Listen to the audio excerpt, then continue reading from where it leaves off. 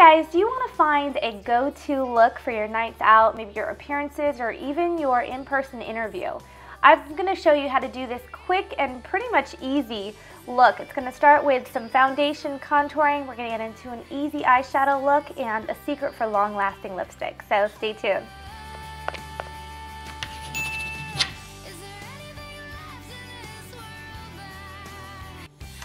Okay, so the first thing we're going to do is start with a clean, moisturized face.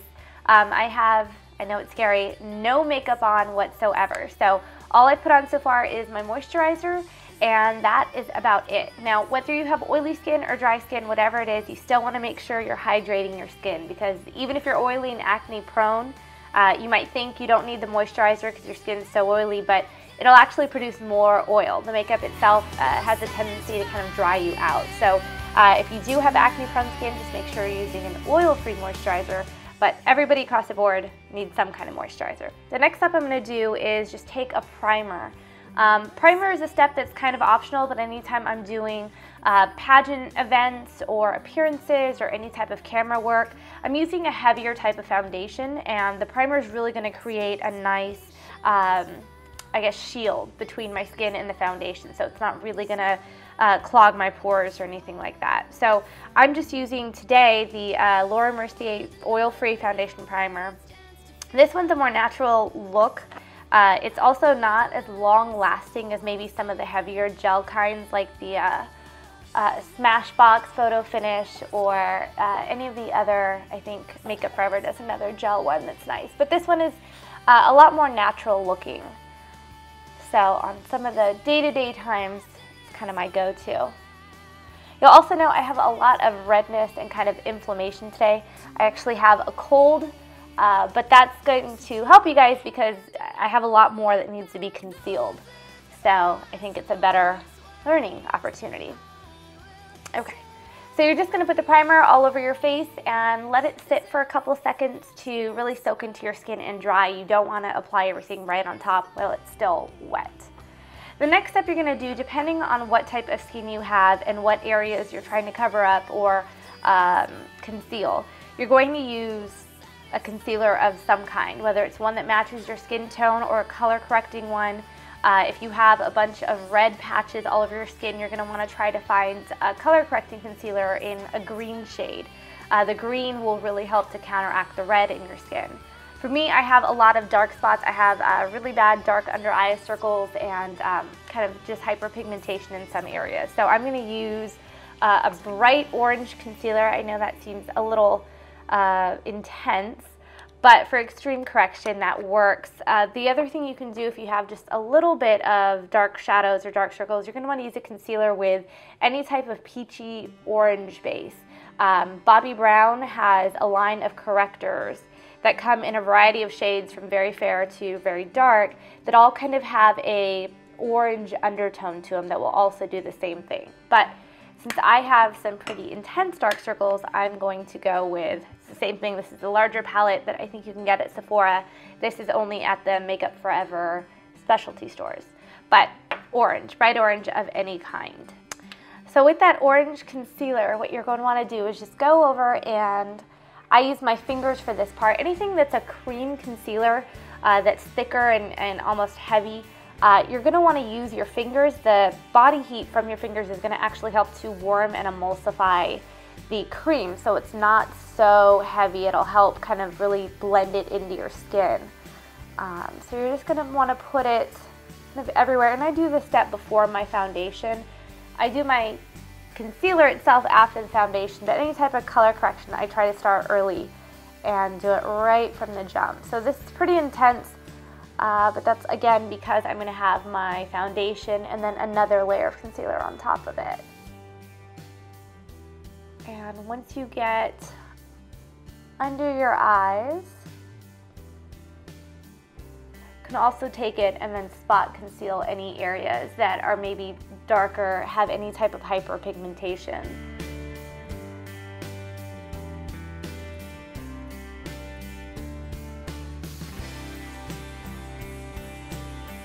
So I know it's scary. You can end up feeling like you look like a pumpkin or a carrot or some other orange vegetable. But again, we're going to blend all of this out so you're not going to see the orange when the effect is done. Okay, so now that you have your concealer done, you have some options in terms of what kind of foundation you're going to use. I actually have about 5 or 6 different foundations. I have a MAC one, I have a couple of MAC ones. One is the Match Master, one is the Studio Fix Fluid. I have some cream foundations, and then I also have the Makeup Forever HD. These are all kind of used for different things, and depending on the way my skin feels that morning or that afternoon, I'll pick a foundation that goes best. So if I'm having a lot of trouble areas, if I'm having a lot that I need to conceal, I might pick something heavier like the MAC. If I have some stuff that needs to be concealed, but I'm also going out where people are going to see me kind of up close and personal versus on stage or on camera, I really like the HD Forever Makeup Forever HD foundation. I find that it gives a lot of coverage, but it doesn't feel very cakey. Now, just like you have your options when it comes to what type of foundation you're going to use, you're also going to have your options for what tools you're going to use. So if you want a very light, maybe everyday coverage, you might want to use a fluffy foundation brush like this. It's called the Airbrush foundation brush. You kind of just buff it all over your face, and it gives a very even, natural, light finish to your foundation, but it's also a lighter coverage. If you're looking for a heavier type of coverage on your face, you can use a foundation brush, a flat one like this, that you almost literally paint the foundation onto your skin. For the heaviest type of coverage, I like to use a sponge. This is the Beauty Blender sponge. If you guys haven't tried this, it's probably one of the most amazing beauty tools you'll ever use. It's about $20 for one sponge, which I know seems like a lot, but I've tried all of the other inexpensive alternatives and there is no comparison. This is really one of the best beauty tools you can invest in. So for that, I like to do it because you can actually press on the foundation and give it a much more thicker coverage, but it still doesn't look streaky like it might if you use the foundation brush. So I'm just putting some of my foundation on there, and I'm just going to kind of pat it around my skin. Now, if you're using the Makeup Forever foundation, you'll notice that it dries a lot faster, so you kind of have to work it in pretty quick. So it's easier to start off with a little bit and then build up to it, but you have to kind of work it in quicker. And you see that all of that orange concealer is now pretty much disappeared. There's a little orange coming through, and that's still okay because it's counteracting the blue from my under eye circles. But that orange as well, once I start working in my concealer itself, will go away. Now, I actually use my foundation under my eyes. There's kind of some makeup artists will do that, some won't. Some will kind of just avoid the under eye area altogether when doing foundation. But I find that since my dark circles are so dark, I like as many layers kind of under the eye that I can get to help cover it. And the more that I'm covering it now with foundation and correction concealer, the less actual concealer I'll have to put on. Now, I'm also going to put this foundation over my lips, which may seem a little bit crazy, but since I'm going to use a lip color, blanking out my lips with my foundation gives me a blank canvas to really be able to reshape my lips and have a color that will last.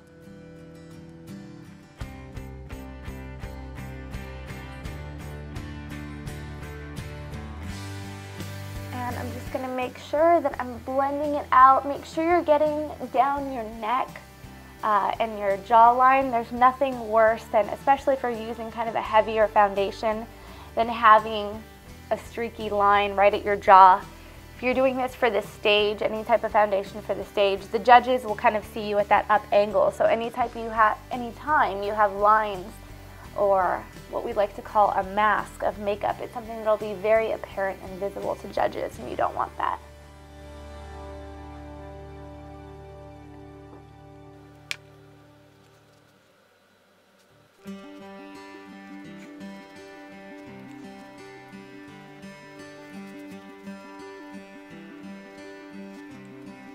Okay, so now that I have my base foundation done, what I'm going to do is actually contour it with a liquid. Now you can contour with a liquid or a powder. We have more in that contouring video. But today I'm going to do it with a liquid. I've got my MAC Matchmaster Plus foundation.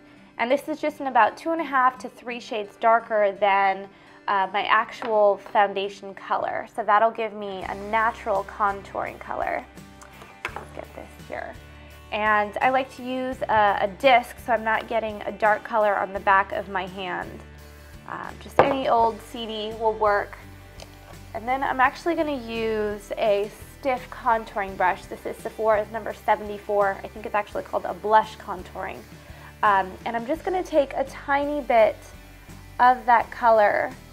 I'm not going to want very much on the brush at all. It's always easier to go back and add more, but it's hard to take some off. So I'm even going to dab off a little bit of the excess and start contouring. The easiest way, if you don't know exactly where you want the color, is to kind of suck in and do the fish face, and then contour all of the area where your face is kind of sucked in. So all right there is where I'm going to want to contour.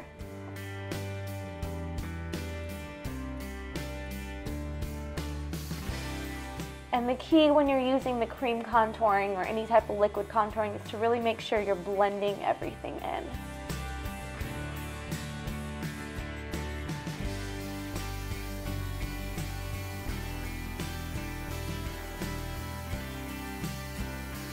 You can always go back in and add more as you feel fit, depending on where you're going or what you're doing. If you're doing something on stage, you can do it a lot darker and do a heavier contour.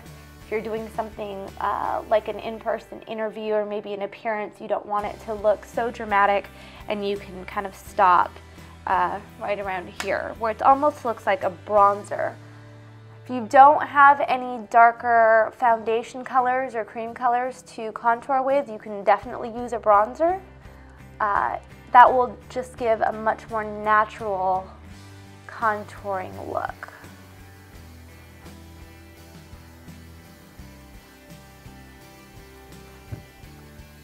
The only downside about bronzers is sometimes they have a lot more red or gold in them or sparkle, and you kind of don't want any of that. You don't want it to look too red so it looks like a blush, and anything with sparkle or glitter or shimmer of any kind will not help with the contouring, because all of that sparkle will actually catch the light. The point is, with the darker colors, you want it to recess a little bit. You don't want it to catch the light. So make sure you're using something matte, whether it's a bronzer, a powder, or a cream.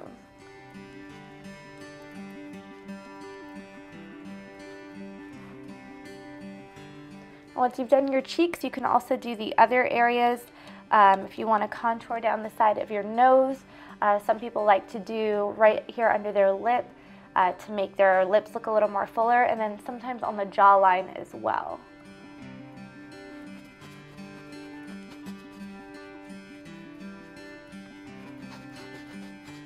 Same thing if you're doing it under your jawline and on your neck, you just want to make sure that you're blending it out very, very well.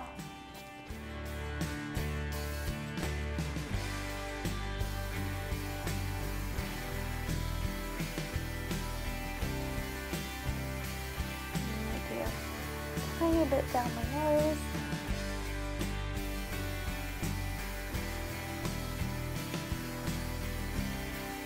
I'm actually going to do here as well up on my forehead, because I'm going to want to highlight kind of the right center of my forehead and down my nose, and put the sides so they recess a little bit.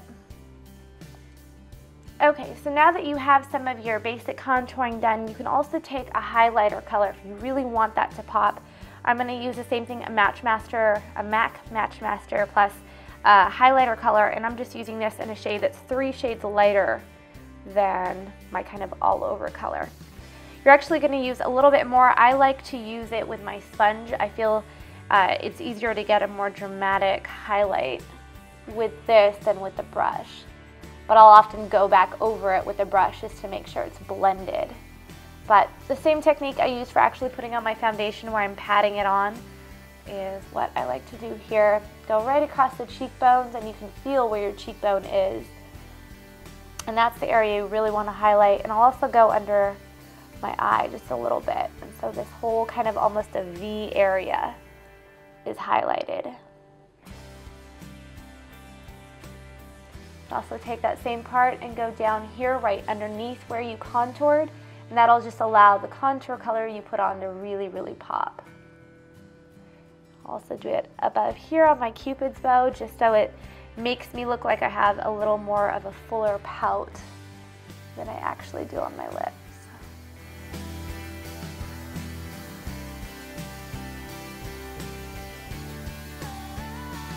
And for the last area to highlight, I like to go right over here, kind of right between my eyebrows on my forehead, and then go straight down my nose to kind of highlight the tip of my nose now that I've contoured out the sides. And that's it. Now I'm going to go over it with a little bit of powder, make sure I'm adding my concealer, and we're pretty much done with the face, which I know seems like a lot just for the face part, but the rest is actually pretty simple.